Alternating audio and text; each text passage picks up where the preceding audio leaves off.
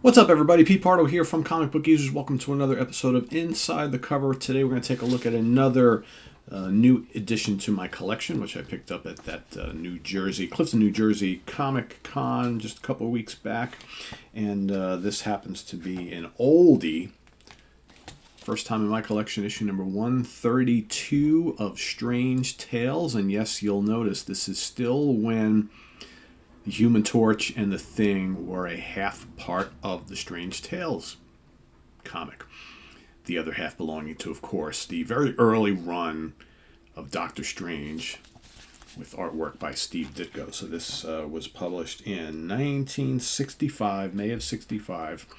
And this, I believe, is the third to last issue with the Human Torch and Thing until Nick Fury and S.H.I.E.L.D. took over the other half of the book alongside Doctor Strange. So pretty notable there. And of course, you got Steve Ditko cover on the bottom, and I believe the upper half is by the same guy who drew the inside, which was Bob Powell. So Bob Powell and Steve Ditko art there. Pretty sure anyway that's Bob Powell. So first is the Human Torch and the ever-loving Thing face the sinister space trap. I'm going to be kind of careful with this book here. So here we've got the Thing and Human Torch testing out some new metal, right? Alongside there's a special appearance by Mr. Fantastic and Sue Storm, right? The Invisible Girl. Right here we get this scientist who comes in and needs some help on something. So of course they're going to enlist, but they're a little leery of one of the head scientists who's working for the company. They're a little suspicious of him. So they ask the Fantastic Four, "Can you help?" And Reed and Sue are not able to, but it's determined that Johnny will of course be the one, but they're going to have him go undercover. So make sure not to say he's Johnny Storm, the Human Torch. Okay. But of course, he's got to go let his girlfriend know that he's going to be busy for a couple of days, right? So, of course, she's not too happy about that. As always, all sorts of romantic problems for Mr. Young Johnny Storm early on these days, right? So he's got girlfriend issues left and right. So here, he goes on site at the NASA lab. It's at NASA, actually. And goes undercover. And then once the guy in question, which... what's his name? Professor Jack. Okay. And then Johnny flames on and goes searching around the lab to see what he can find. He sees this big gigantic claw. He's a little kind of worried what that's all about. Of course, he went and flamed through a wall and melted the wall, so he had to go and melt that back. And then, of course, that professor comes back in. He goes, "Thought I heard something. Why did I kind of smell something burning?" "No, everything's cool." So he's got his undercover outfit all back squared away. Meanwhile, back at the Fantastic Four headquarters, Johnny's girlfriend comes to complain and inquire about him, and she's all upset. She meets the Thing and says, I can't understand why Johnny's always ditching me and canceling our dates, and he's done it 100 times already in the couple of months that we've been going out. And I'm thinking, you have canceled on her over 100 times, and why are you still waiting around for him if he has done that to you all those times? 100-something times in a couple of months. Can you imagine? He has canceled and shown up late and whatever, and she's still waiting around for more. Boy, God help her. And here we have some more Marvel Masterpieces. Look at all these great early issues there. I have got that. Pretty sure I have that Spider-Man. I have that Fantastic Four and that Thor, but I do not have that Tales of Suspense there. So, cool stuff. All right, as we move on here. All right. The Thing, of course, is hanging out close to NASA, right, to make sure everything goes fine. You got the kind of the suspicious professor looking at what's going on through a video camera. Then there's this water tower, which as Johnny is in the truck moving some equipment around, the water tower looks like it's ready to fall and collapse. Of course, the Thing sees that. He goes over to help out, which he does. Johnny escapes okay. But by this time, the evil professor guy, I think he's kind of It's not that stupid, right? So he kind of thinks there's something going on. So he goes and captures the thing. There's that giant claw, right? Captures the thing.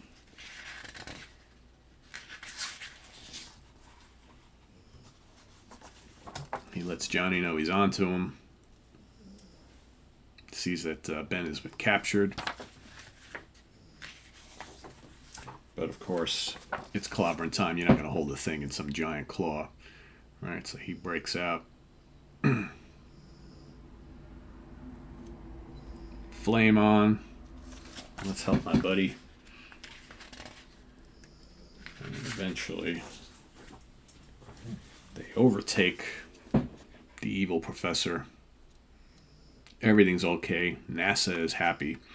And Johnny gets to hook back up with his girlfriend, Dory, once again, because, of course, she's waited around for him. Not much of a story. It's okay. I'm not really crazy about the artwork either. I think the thing looks really, really goofy, as you can see by this page here. But, you know, it's this is like kind of like one of those little one-off stories, right? Usually in these series, you had like lots of continuation storylines, right? Which we'll kind of see in the next one, the Doctor Strange. But yeah, this one's just a kind of little brief one-off thing. Here you got a little ad for this great Daredevil issue number 7. Where he goes up against the Submariner, one of the only few of Daredevil 1 through 100 that I don't have. I believe it's, obviously I don't have the first issue. Everybody's in here. I have the first issue. I don't have the first two. I have issue number 2, and I think I need 3 through 5 and 7 this one, and I think that will wrap up my entire Daredevil collection 1 through 100, and I have a whole bunch from 100 to 150 as well, but yeah. Be looking out for that. So here we go. Move over to the Doctor Strange part of the comic here. Face to face at last with Baron Mordo. So here we got Steve Ditko on the artwork here. Marty Simic lettering. This is for my money, this is classic Ditko. I really, really love what he did with Doctor Strange. He added that kind of like whole psychedelic aura to the artwork of these issues here. So here, Doctor Strange is looking to, go up against his nemesis, and Mordo has all of a sudden proven to become much, much more powerful, and she's trying to figure out why all of a sudden he's so much more powerful. So he kind of goes undercover, right? Mordo's chasing him all over the place, but here Doctor Strange is using his kind of this invisible form. But Mordo senses his presence, of course. What does he call that? His invisible spirit form, right? That's what he usually calls it. So here, like I said, he goes undercover, impersonating this person down here. The Ancient One is in sort of like a weird kind of coma state almost. So once Doctor Strange gets his costume, he goes and he infiltrates. Here we find out that Mordo is actually getting all this extra power from Dormammu, right? Of course, Doctor Strange's arch nemesis. So here's the both of them, right? His two main villains are always Mordo and Dormammu. So Mordo has actually convinced Dormammu to give him extra power to help defeat Doctor Strange. All right, so here, Doctor Strange, they get into a little skirmish up top. He reveals himself to him. And there we have an early appearance of Clea. It's not the first, but there's one of the early appearances of Clea. All right. So then we go into a really cool battle here between Mordo and Doctor Strange. And again, great artwork from Ditko.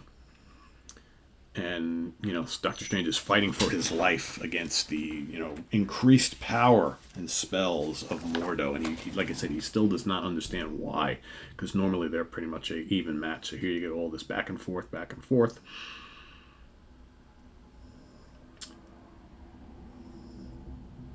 Okay. And the last panel looks like Mordo's supreme power takes over Doctor Strange. Great little kind of half splash page there. And Doctor Strange goes unconscious, right? And then, of course, thunderous silence of the swirling Stygian void. tune in next issue, dear readers. And of course, this guy is there. He's looking for people who like to draw. Why not, right? So there you have it. Issue number 132 of Strange Tales. Do want to show, because might as well get out of the way. I don't know if I'll get to do it inside the cover, because it's like kind of like a continuation of so many stories. But another Strange Tale that I picked up that I didn't already have was this great one here, which is issue number 137. So this is the third, yes. So issue number 135 was the first with Nick Fury in Strange Tales alongside Doctor Strange. So this is the third issue.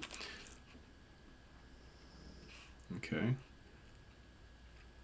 So here, down below, you'll see Doctor Strange. I'll just leaf through it a little bit, just so you can kind of see some of the artwork here. So here we have John Severin and Jack Kirby doing the arts and inks. It's not often you see Kirby just doing the inks, but here it's obviously John Severin doing the Nick Fury. It's weird to see Nick Fury all like clean shaven and everything like that, right? So here you got, of course, they're going up against Hydra, right? Kind of cool. They Marvel Masterworks of all the king-size annuals, which I need a couple of those. Let's see if we got any cool shots of Hydra in here. Yeah, there they are.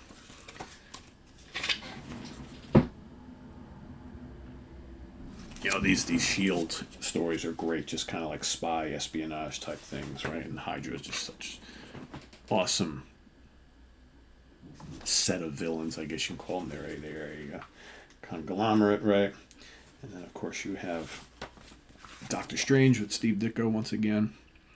Here you have the Ancient One has awoken from this kind of like a little slumber. Doctor Strange trying to find out what's going on here. Another cool issue. Cool story. And then towards the back, I believe, if I remember correctly, Mordo is back at the end. Yeah, so Baron Mordo's always kind of showing up here. And then you see next issue, Doctor Strange finds Eternity, so that brings Eternity into the equation as well. So, yeah, craziness, right? So there you have it. Just a quick little look at 137. I did want to kind of show that off real quick, but I wasn't going to do a whole full-on inside the cover episode for it, because it's, like I said, it's basically just kind of like a continuation of other storylines. I tend to not like to jump in the middle of things like that, if at all possible.